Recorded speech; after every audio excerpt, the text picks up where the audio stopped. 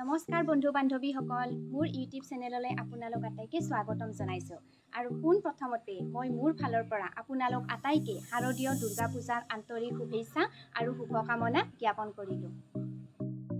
বহুদিন হ'ল ক'তো ওলাই যোৱা হোৱা নাছিল আৰু সেইবাবে ভিডিঅ'ও দিয়া হোৱা নাছিল।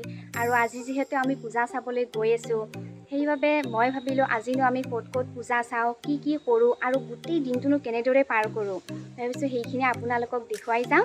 আৰু এই ভিডিঅ'টোৰ জৰিয়তে আপোনালোকে ভিডিঅ'টো শেষলৈ চাই থাকিব। আৰু ভিডিঅ'টো আৰম্ভ কৰাৰ আগতে মোৰ আজিৰ আউটফিটটো এবাৰ আপোনালোকক দেখুৱাই লওঁ।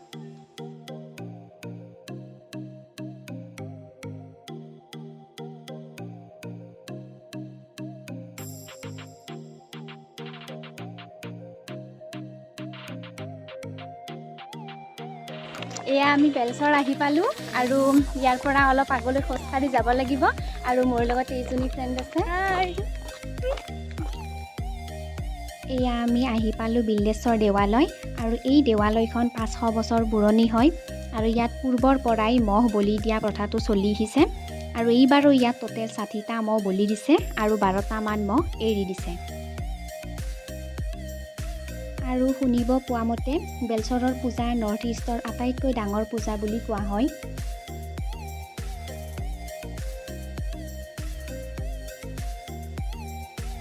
আৰু ইয়াত দুৰ্গা মাৰ চৰণত এনেদৰে সেৱা ল'বৰ বাবে মানুহে বহুত দীঘলীয়াকৈ শাৰী পাতি আছে। এয়া আপোনালোকে দেখিবলৈ পাইছে। এয়াই হৈছে দুৰ্গা মাৰ মূৰ্তি। আৰু এই পূজাখনৰ এটা বিশেষ কথা হ'ল যে ইয়াত আন পূজাবোৰৰ দৰে ডাঙৰ ডাঙৰ মূৰ্তি দেখা নাযায়। ইয়াত সৰুকৈ এনেদৰে কাপোৰেৰে মেৰুৱা থাকে আৰু ইয়াতেই ভক্তপ্ৰাণ ৰাইজে সেৱা লয়।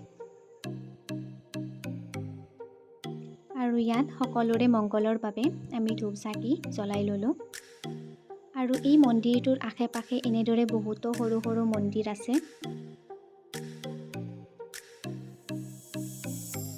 আৰু ইয়াত এনেদৰে পানীৰ মাজতে এটা শিৱ মন্দিৰ বনাই থোৱা আছে। আহকচোন এই শিৱ মন্দিৰটো আপোনালোকক অলপ দেখুৱাই দিওঁ।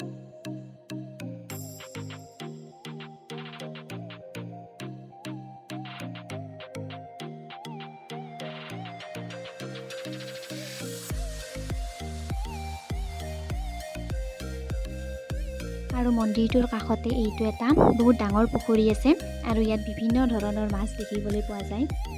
আৰু এই পুখুৰীটোৰ চাৰিওফালে বহুত ধুনীয়াকৈ লাইটৰ ডেক'ৰেশ্যন কৰা আছে আৰু সন্ধিয়া হ'লে আৰু বেছি ভাল লাগে চাই। আৰু এইটো ছাইডত এনেদৰে বাণিজ্য মেলা চলি আছে।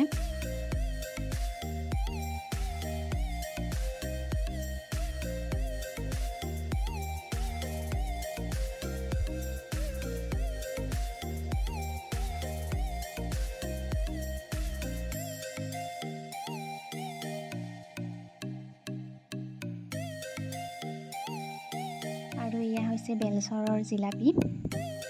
আৰু পূজা বুলি ইয়াৰ পৰাই অলপ গৰম গৰম জিলাপি ল'লোঁ।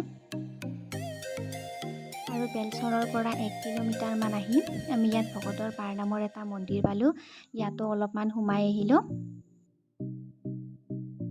আৰু এই মন্দিৰটো এনেদৰে পানীৰ ওপৰতে বনোৱা হৈছে। এয়া আপোনালোকে দেখিবলৈ পাইছেয়ে।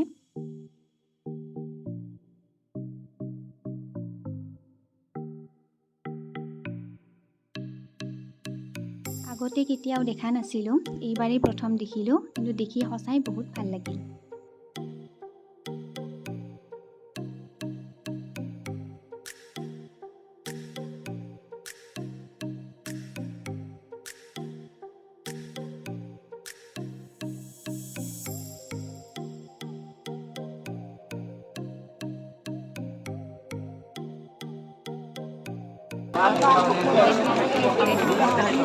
আৰু ক'ৰবাত যাম না আমি